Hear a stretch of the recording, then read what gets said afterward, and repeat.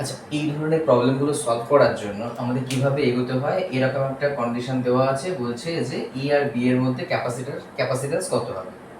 তাহলে সেটা বের করার জন্য এটা যদি আমাদের এ হয় তাহলে এটার সঙ্গে কানেক্ট আছে, এটা হচ্ছে ভি এ, বি এর সঙ্গে অ্যাড করা আছে হলো কি ভিবি, আবার এটার সঙ্গে এ করার জন্য এটা হচ্ছে ভি এ, বি এর সঙ্গে এই প্লেটটা যোগ করা আছে ভিবি।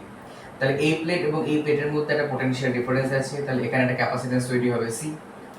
আবার এই দুটো প্লেটের মধ্যে একই এতে সেপারেশনগুলো যদি সেম হয়, প্লেট এরিয়াও যদি সেম হয়, তাহলে আবার এদের মধ্যে ক্যাপাসিট্যান্স তৈরি হবে সি।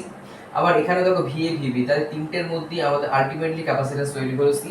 কেন? তার কারণ হচ্ছে প্লেট এরিয়া প্রত্যেকটা সেম এবং এদের মধ্যে সেপারেশনগুলো সেম আছে এবং পোটেনশিয়াল ডিফারেন্সও এদের প্রত্যেকটা প্লেটের মধ্যে আছে। পোটেনশিয়াল ডিফারেন্স আছে মানে একটা ক্যাপাসিট্যান্স তৈরি হয়েছে। এর প্রত্যেকটার ভ্যালু সি ইকুয়াল টু কি? C equal to epsilon not into A divided by D. Next question, এই তিনটে যে সি তৈরি হলো এরা সিরিজে আছে না প্যারালালে আছে? প্রত্যেকটা সি এর টার্মিনাল পোটেনশিয়াল ডিফারেন্স দেখো সেম। এর অ্যাক্রসে ভিএ মাইনাস বিবি, মাঝেরটার সি এর অ্যাক্রসে ভিএ মাইনাস বিবি, এইটার অ্যাক্রসে সি ভিএ মাইনাস বিবি।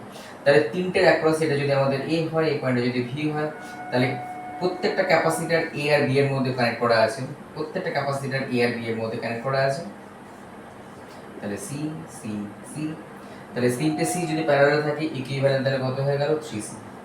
আমাদের প্রবলেমটা বলে দেওয়া আছে হচ্ছে প্রত্যেকটা ক্যাপাসিটরের ভ্যালু হচ্ছে তোমার 3 মাইক্রোফ্যারাড করে, তা 3c is equal to 3 into 3 microfarad, that is equal to 9 microfarad. Answer.